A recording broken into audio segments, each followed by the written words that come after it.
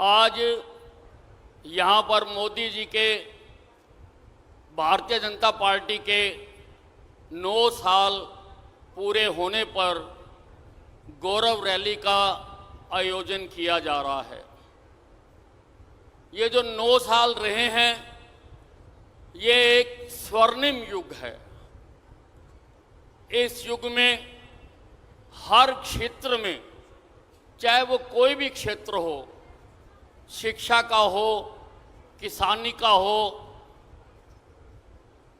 रक्षा उपकरण बनाने का हो, शिक्षा का हो, हर क्षेत्र में विकास का हो, सड़कें बनाने का हो, ज़्यादा हवाई अड्डे बनाने का हो, हर क्षेत्र में भारतीय जनता पार्टी, हर क्षेत्र में हिंदुस्तान ने बहुत तरक्की की है।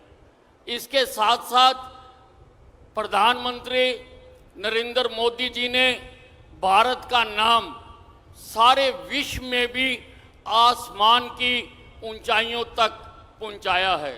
आज सारे विश्व के नेता मोदी जी का सम्मान करते हैं, वास्तव में हिंदुस्तानियों का सम्मान करते हैं। आज पीछे जब अमेरिका के राष्ट्रपति हिंदुस्तान आए थे तो उन्होंने मोदी जी को कहा कि आपकी पॉपुलैरिटी इतनी है कि जो आपका भोज है उसमें आने के लिए मुझसे बहुत लोग रिक्वेस्ट कर रहे हैं और मेरा तो दिल करता है आपके ऑटोग्राफ लेने के लिए। हमारे प्रधानमंत्री जी के ऑटोग्राफ लेने के लिए अमेरिका के राष्ट्रपति का दिल करता है। जब प्रधानमंत्री मोदी जी ऑस्ट्रेलिया गए तो ऑस्ट्रेलिया के प्रधानमंत्री ने कहा, Modi ji you are the boss, आप बॉस हैं। और जब पपुआ न्यू गिनी में गए तो वहाँ के प्रधानमंत्री ने मोदी जी के पांव छू दिए। आज तक इतिहास में किसी भी राष्ट्राध्यक्ष को किसी दूसरे राष्ट्र के प्रधानमंत्री या राष्ट्राध्यक्ष के पांव छूते हुए नहीं देखा। और अब जब मोदी जी अमेरिका की यात्रा पर गए, जब मोदी जी ने वहाँ पर व्हाइट हाउस में उनको सरकारी तौर पर निमंत्रण दिया गया तो इतना सम्मान मोदी जी का हुआ। आज तक व्हाइट हाउस में इतना इकट्ठ कभी नहीं हुआ जितना मोदी जी के जाने से हुआ। और अमेरिका के जो पार्लियामेंट में मोदी जी ने भाषण दिया वो तो एक ऐतिहासिक भाषण हो गया।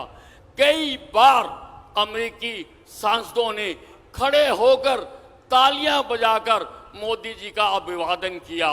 मोदी जी का नाम सारे विश्व में ऊंचा हुआ, लेकिन उधर मोदी जी का सितारा आसमान को छू रहा था।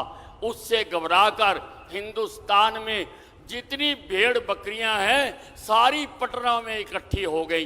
मोदी जी के एक शेर के सामने सारी भेड़ बकरियां पटना में इकट्ठा हो गई और उन्होंने वहां पर एक अपना साझा मोर्चा बनाने की बात कही। उसमें सारी पार्टियां थी। दिल्ली के मुख्यमंत्री केजरीवाल थे, पंजाब के मुख्यमंत्री मान थे, अखिलेश यादव थे, महबूबा मुफ्ती थी, यानी सभी विपक्ष के नेता वहां पर एकत्रित हुए। भाइयों, मुझे उनसे कोई इतराज नहीं है क्योंकि विपक्ष का काम है विरोध करना। विपक्ष को सकारात्मक विरोध करना भी चाहिए, उसी से राजनीति, उसी से डेमोक्रेसी अच्छा चलती है। लेकिन मुझे 2 बातों पर इतराज है। एक तो जब मोदी जी अमेरिका गए तो उससे पहले राहुल गांधी को अमेरिका में भेजा गया, योजनाबद्ध तरीके से भेजा गया और वहां पर जाकर उन्होंने हमारे हिंदुस्तान को अपमानित किया, हमारे प्रजातांत्रिक व्यवस्था पर उन्होंने बात की। वो चाहते थे कि वो ऐसी छवि वहां पर हिंदुस्तान की प्रस्तुत कर दें कि मोदी जी के कार्यक्रम में उनको सम्मान ना मिले, लेकिन मोदी जी को जो सम्मान मिला वो सारी दुनिया ने देखा। मुझे यहाँ पर जो लोग इकट्ठा हुए उसमें से एक तो महबूबा मुफ्ती के वहां पर उपस्थित होने पर ऐतराज है, क्योंकि महबूबा मुफ्ती शुरू से कह रही है कि धारा 370 दोबारा लगाएंगे। मैं आज इस गठबंधन से पूछना चाहता हूं कि क्या 370 जो भारतीय जनता पार्टी ने, जो हिंदुस्तान के माथे पर एक कलंक था, जिसके लिए हमारे श्यामा प्रसाद मुखर्जी ने बलिदान दिया कि एक देश में दो निशान, दो प्रधान, दो निदान नहीं होंगे, जिसने हिंदुस्तान में आतंकवाद को जन्म दिया, जिसने हिंदुस्तान में अनेकों सैनिकों को और लोगों को मरवाया, उस धारा 370 को भारतीय जनता पार्टी ने सत्ता में आने के बाद उस धारा 370 को भारतीय जनता पार्टी ने एक कलम से उसको खत्म कर दिया। तो क्या ये दोबारा 370 लगाने की योजना हो रही है? भाइयों, मैं आपसे पूछना चाहता हूं कि जिस पार्टी ने हिंदुस्तान के माथे से इस कलंक को मिटाया, इस देश पर उसकी सरकार आनी चाहिए। जहां जो धारा 370 को दोबारा लगाने के लिए षड्यंत्र रच रहे हैं, क्या कोई व्यक्ति, क्या कोई स्वाभिमानी व्यक्ति, क्या कोई हिंदुस्तान का एक भी आदमी उनको वोट देगा? क्या उनको बनाएगा कि दोबारा से हिंदुस्तान में धारा 370 लगाई जाए? दूसरा ऐतराज मेरा अखिलेश यादव से है।